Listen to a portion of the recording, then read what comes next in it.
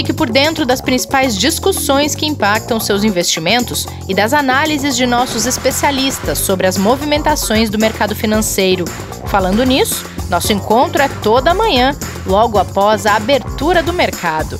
Entre nos canais oficiais do Itaú Personalité e envie suas dúvidas sobre recomendação de investimentos.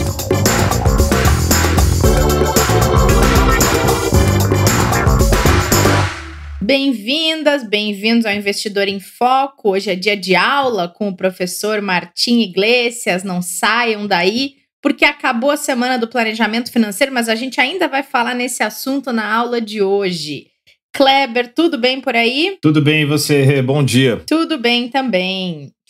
Kleber, olha só, ontem a Bolsa caiu, foi para baixo dos 100 mil pontos, hoje o Ibovespa Futuro abriu em alta, porque o presidente Jair Bolsonaro disse que nunca cogitou a saída do ministro Paulo Guedes e que a chance do governo furar o teto de gastos é nula. Tudo isso é temor quanto a um risco fiscal? Vamos explicar um pouquinho isso aí para quem está ouvindo a gente? Vamos sim. Na verdade, a gente já tem falado bastante aí antes da semana do planejamento, né? A gente já vinha comentando, o mês de agosto tem sido pautado já desde o final do mês de julho por essa preocupação da possibilidade de estourar o teto de gastos, né? De aumentar ainda mais, né, o déficit que a gente tem, né? E o risco fiscal acaba sendo aí um sinal de alerta muito grande para os mercados, porque a gente já tinha, né, um fiscal deteriorado e com a necessidade de mais despesas por parte do governo, a gente tem uma preocupação muito grande daquilo que pode acontecer e como que vai ser depois para conseguir recuperar todas essas contas, todas essas despesas, né? Então, isso vem sendo realmente o que mais tem preocupado. E aí ontem acabou sendo um pouco mais agravado, né, pelas dúvidas e pelas incertezas, como a gente tanto fala aqui, do que poderia acontecer, principalmente quando se cogitou a possibilidade, depois das saídas, né, de alguns secretários que a gente teve na semana passada. Ontem a gente teve um outro subsecretário do Ministério da Fazenda também deixando o cargo, mas hoje a gente já vê um cenário um pouco mais calmo com a afirmação, né, tanto do ministro Paulo Guedes quanto do presidente Jair Bolsonaro, de que não existe risco por parte tanto da saída do ministro, quanto também o presidente dizendo que não tem risco dele estourar o teto de gastos. Então, o mercado agora recupera boa parte ou quase toda a queda de ontem, por enquanto, na abertura aí do dia, viu? Beleza. Falando em mercado, os mercados globais seguem atentos a essa guerra comercial que não acabou entre China e Estados Unidos, principalmente porque Trump impôs novas restrições a algumas empresas chinesas, né? Basicamente depois da questão do TikTok, onde ele exigiu que sejam vendidas, né, as operações nos Estados Unidos, com até algumas empresas já manifestando aí interesse pela operação, a gente tem de novo a Huawei no radar, né, com o Trump colocando restrições para a venda de componentes por parte dos Estados Unidos para a companhia, né? Essa retaliação em relação à companhia chinesa já aconteceu em outros países também, né?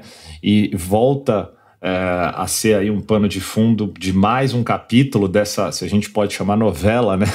Entre China e Estados Unidos, que vem já há alguns anos preocupando os mercados, e dessa vez ela vai mais, acaba sendo mais arriscado ainda pelo fato de tudo que está acontecendo, né? A recuperação da atividade econômica chinesa vem sendo um pouco mais rápida do que as demais, né?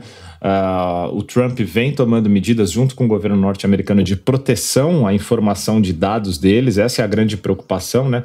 Mas comercialmente pode ter um impacto muito grande, só que isso, por enquanto, não tem afetado negativamente os mercados nos últimos dias. O que tem feito tem gerado uma preocupação maior e por isso os mercados não estão conseguindo subir o quanto vinham subindo, mas estão com leves altas até no cenário internacional. Não tem sido um impacto, por enquanto, tão negativo, uma vez que já era esperado esse movimento feito pelo governo americano, viu, Rê? Kleber, não é uma novela, é uma série. Vamos modernizar o nosso discurso aqui. É verdade. Já tá ficando mais longa que Friends. É uma temporada atrás da outra aí que a gente vem acompanhando, é verdade. E vai mudando a temporada, né? Começa a guerra comercial, agora é a retaliação, não quer as empresas de tecnologia presentes nos Estados Unidos. Daqui a pouco vai trocar para a terceira. Vamos esperar ver o que vem pela frente. Boa. Kleber, antes da nossa aula, saiu o Índice Geral de Preços de Mercado, divulgado pela Fundação Getúlio Vargas. Teve uma alta de 2,34% na segunda prévia para o mês de agosto. Isso já era esperado? Está em linha com a expectativa? O IGPM vem surpreendendo o quanto ele vem avançando, né? Até um pouco mais do que o esperado. Esse número, na verdade, ele não é um número ainda fechado, né? Como Sim. Você bem colocou, né? Ele pega e mais uma parte aí do mês de agosto. E o que chama muito a atenção, né? É o acumulado aí de 12 meses que passa agora para 12,58%. De alta do índice, né? É um índice que vem, obviamente, muito descolado do IPCA ainda, até os próprios critérios, né? E a própria cesta que chega para que seja calculado o índice de inflação pela FGV. Se a gente for olhar um lado, de repente, que a gente possa chamar de positivo, é o fato de alguns setores estarem acelerando aí um pouco mais a sua demanda depois de uma repressão tão grande que a gente teve aí nos últimos meses, mas é um dado que realmente se destaca e a gente ainda tem muito que avaliar o quanto isso possa impactar na economia. Por enquanto, até peço depois para o professor, se quiser comentar um pouquinho, que eu acho que ajuda, essa diferença que a gente tem de IGPM, de IPCA na economia, porque um é oficial do governo, né, que é o IPCA, a gente tem uma projeção aí pelo relatório Focus próximo a 1,64 para o ano, enquanto o IGPM está com quase 9% de projeção para o final do ano. Acho que poucas vezes a gente viu um descolamento tão grande assim, e a gente precisa analisar um pouquinho mais para entender o impacto disso, né, Martim? Não, de fato, são indicadores diferentes, né? Então, de fato, o IPC é o índice de preços ao consumidor, então mais voltados para o consumo de pessoas dentro do público-alvo da amostra. O IGPM, que na verdade ele é reflexo de um índice bem mais antigo, aí, desenvolvido aí nos anos 40, que é o IGPDI, ele tenta medir de alguma forma a inflação como um todo na economia. Então tem um peso importante, por exemplo, do atacado, que não é presente no índice de preço ao consumidor, e tem também uma parte ligada à construção civil. A parte do atacado, particularmente, é sensível a duas coisas que de fato que estão em algum movimento de alta um tanto mais recente, que é o dólar e que são as commodities. Então, esse descolamento está um pouco em função, geralmente acontece em função desse tipo de coisa, tá? Então, como a gente teve nos últimos meses, e que se refletindo um tanto no preço agora, de valorização principalmente do dólar, mas também de algumas outras commodities, como agrícolas e tudo mais, que tinham sofrido bastante, inclusive no auge da crise lá em março, digamos assim. Esse processo agora é de recuperação dos preços e está afetando também os preços no atacado. Não se espera que os índices continuem assim por tempo indeterminado, os índices nem os IGPs tão altos, né? Espera-se de alguma forma alguma convergência em algum horizonte um pouco maior, né?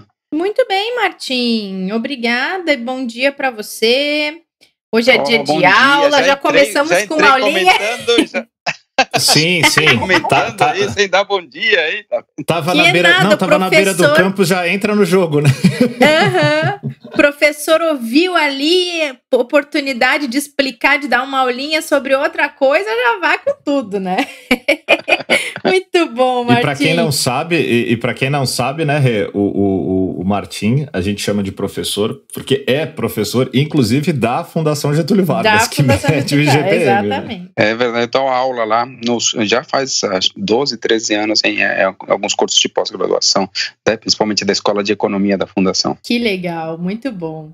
Bom, Martim, a gente até mencionou lá na abertura que a Semana do Planejamento Financeiro terminou, mas hoje a nossa aula vai mostrar o real valor de um planejamento financeiro bem feito, né? É possível medir esse valor do bem feito, hein? Sabe que essa é uma pergunta muito interessante que intriga muita gente já faz muito tempo, desde que a questão das finanças pessoais começou, do planejamento financeiro começou a evoluir e evoluiu muito basicamente após a grande depressão dos anos 30. Ali se gerou muito conteúdo, mas até hoje muita gente confunde o planejamento financeiro pessoal com uma série de regras, algumas dicas, para alguns até lembra autoajuda, e dependendo de quem o faz é isso, mas ele pode ser bem feito também, né? Uma Sim. coisa sólida, alguma coisa robusta. Então sempre ficou no ar essa pergunta, quanto isso de fato agrega valor? Faz alguns anos uma empresa de serviços nos Estados Unidos tentou medir o valor de um planejamento financeiro bem feito, né?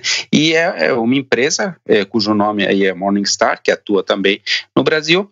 Essa empresa acabou gerando o conceito de gama. Então, gama é o número que tenta medir como ou qual é o valor gerado por um planejamento financeiro bem feito.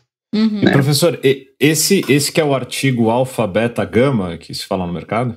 Alfa, beta, não, gama. É interessante, né? Porque esse artigo ele traz o alfa e o beta, a discussão, né? E aí o nome que eles inventam, foi proposta por eles, é gama mesmo, porque são outros geradores de rentabilidade, né? O alfa a gente sabe que está ligado à habilidade de um gestor, à capacidade que ele tem de dar rentabilidades superiores àquilo que seria esperado, dado o risco assumido.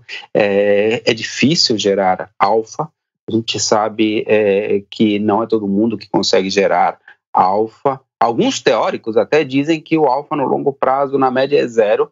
Na prática, a gente vê que são só os gestores mais qualificados que conseguem gerar alfa. E aí o beta também acaba gerando um retorno meio passivo, né? Está ligado à exposição ao risco de mercado, ou seja, é um retorno obtido pelo simples fato de se expor ao risco de uma determinada classe, ou seja, ele não tem o mesmo nível de valor ativo. E aí o gama, então, seria um gerador de rentabilidade que se torna muito importante. Né? Segundo o artigo, seria até o mais importante dos três, né? Apesar de ser o mais recente a ser estudado, que também é bastante difícil de ser quantificado, mas seria extremamente importante, tá? E como que gera, Martim, o gama? Tá bom, tá vendo que vocês estão ansiosos, eu fico falando porque não falei como quero saber, quero ver se o meu planejamento tem aí o gama que tem que ter, ué. No estudo, o gama a maior parte do gama é gerado por três componentes, sendo a primeira a utilização de produtos com uma eficiência fiscal. Lembrando que esse estudo é feito para os Estados Unidos, portanto, as características tributárias, inclusive americanas. Tá? Mas a questão é aproveitar até o limite as eficiências fiscais dos produtos nos Estados Unidos é uma coisa extremamente importante. O outro ponto também está ligado à forma como você assume riscos, e assumir riscos de acordo com o seu ciclo de vida. É algo muito importante. Ou seja, já falamos em algum momento para levar em consideração também o capital humano, nós chegamos a falar um pouco sobre isso aqui. Isso implica também assumir um pouco mais de riscos enquanto você é jovem e ir reduzindo esses riscos na medida em que a aposentadoria se aproxima. Ou seja, fazer uma alocação de acordo com o ciclo de vida é um grande gerador de gama. E o terceiro ponto é também levar em consideração os teus passivos, as tuas dívidas, né, na hora de alocar, né, uma lógica tipo ALM, Asset and Liability Management, que é gerir os teus investimentos pensando nos passivos. Particularmente as pessoas têm um passivo, né, uma dívida que não é tão clara, mas que é basicamente seu padrão de consumo na aposentadoria, que por natureza é um passivo, digamos assim, indexado ou aproximadamente indexado à inflação. Então, a utilização de ativos indexados à inflação no longo prazo para investir acaba ajudando bastante também na geração de gama. Então, são esses três componentes, né? Resumindo aqui, em primeiro lugar, a otimização fiscal, em segundo lugar, a utilização do ciclo de vida para fazer a alocação de riscos, e em terceiro lugar, uma lógica de alocação de ativos de forma a proteger também os passivos. Então, e aí o que resulta disso no estudo é um gama de 1,82% ao ano, ou seja, é bastante coisa, ou seja, você poderia ter um ganho adicional com o planejamento financeiro de 1,82% ao ano, que num horizonte longo, por exemplo, 15 anos, isso aí dá mais de 30% a mais de rentabilidade, que no fim das contas se traduz num planejamento, por exemplo, prazo para aposentadoria de longo prazo, no nível 30% superior de consumo, ou seja, é alguma coisa muito relevante, viu, Kleber? E professor, você falou que por ter sido gerado, né, criado nos Estados Unidos, até com as regras, né, tributárias, fiscais deles, a gente pode dizer que é possível se aplicar isso no Brasil? O estudo, que eu comentei, não foi feito para o Brasil, mas certamente as principais componentes podem ser replicadas. Aqui nós temos investimentos que têm uma característica tributária importante, então nós temos os PGBLs, por exemplo, VGBLs também, que têm alíquotas que acabam beneficiando os investimentos no longo prazo, temos fundos imobiliários, debêntures incentivadas, né, diversos ativos que têm uma característica fiscal bastante positiva e que podem ajudar. Da mesma forma, é possível fazer alocações que levam em consideração o ciclo de vida e essa lógica também de ALM. Então, talvez a gente não tenha um número ali, né? Não tenha 1,82 para mostrar, mas, de fato, eu entendo que é possível, através de um bom planejamento financeiro, chegar em números bem positivos também. E para os investimentos, Martim, essa teoria toda, ela pode ser aplicada da mesma forma que se aplica dos Estados Unidos para o Brasil? Se aplicar desse todo para os investimentos? Não, claro, acho que é mais ou menos o que eu estava tentando falar para o Kleber, porque é o seguinte, você precisa fazer esse planejamento. Um planejador financeiro, né? No nosso caso aqui, a gente pode falar dos especialistas em investimento, por exemplo, são pessoas capacitadas para desenvolver uma estratégia de investimento que aborde esses pontos, mas também que evite com que o investidor cometa erros ligados ao comportamento, né? Nós já falamos aqui, por exemplo, do behavioral gap, o gap comportamental, que é o fato de diversos vieses agirem de forma a impedir o investidor a extrair o máximo dos seus investimentos. Às vezes as emoções ditam muito a forma que o investidor investe, ou a vontade dele investir num ativo, a vontade de sair, e ele deixa de lado algum plano, algum planejamento. Então, ter esse planejamento certamente é algo importante, e não tenho dúvida de que aqui nós temos profissionais altamente capacitados para fazer um excelente planejamento financeiro e gerar aí mais retorno e mais consumo na aposentadoria. Acaba que o planejador financeiro, ou no caso aqui do nosso universo, os especialistas em investimentos e as especialistas, eles acabam enxergando o viés comportamental que às vezes a investidora ou o investidor não enxergam, né, Martim? Exatamente, é isso mesmo. E isso também é um grande gerador de gama, né? Digamos assim que o trabalho de um especialista de investimentos, no fim das contas, seguindo a lógica desse texto, desse artigo, é tentar gerar gama no longo prazo para os investidores. Muito bom. E pensando nesse período longo que a gente deve ter de juros baixos aí no mundo, né, professor? Inclusive aqui no Brasil, 1,82 ao ano já passa a ser realmente muito relevante para adicionar num portfólio aí para o longo prazo. Certamente qualquer rentabilidade adicional se torna fundamental, lembrando que o estudo já tem uns 7 anos, alguma coisa desse tipo, pelo menos a primeira quantificação, então talvez já seja um pouquinho menor, talvez já seja um pouquinho mais difícil de gerar esse número lá nos Estados Unidos, mas de qualquer forma, qualquer coisa que você consiga adicionar nas rentabilidades baixas, né, por uma questão estrutural no mundo de juros muito baixos, é extremamente importante nesse momento. Então, muita atenção ao gama, acho que é um jeito muito importante de abordar a questão e, portanto, é alguma coisa que vale a pena você se preocupar para tentar gerar, né? Muito bom. Kleber, você já gerou muito gama quando fazia planejamento financeiro? Talvez de forma inconsciente, não de forma tão estruturada assim, não. Né? Não, mas é super importante para todo mundo. A gente fala muito de alfa, né? E o Martim, a gente trabalha muito no dia a dia ali buscando isso para as carteiras, né? Só que cada vez mais a gente vai ter que buscar instrumentos e ferramentas com esse cenário tão difícil de geração de retorno acima de um benchmark, ainda mais com benchmark tão baixo. Esse tipo de análise de estudo vai se tornar cada vez mais necessário e digo mais, vai se tornar cada vez mais necessário o trabalho do planejador, do especialista junto com o investidor para buscar esse retorno. Porque se você não tem juros de maneira simples e fácil para captar como tinha antigamente, você vai precisar de outros ativos de maior risco e precisando proteger a carteira que vai ter que estar diversificada, né? Então, esse trabalho vai se tornar cada vez mais necessário e relevante para os investidores, sem dúvida nenhuma. Kleber, dá para dizer então que você gamou? Eu diria mais, professor, eu diria que eu estou gamado pela análise.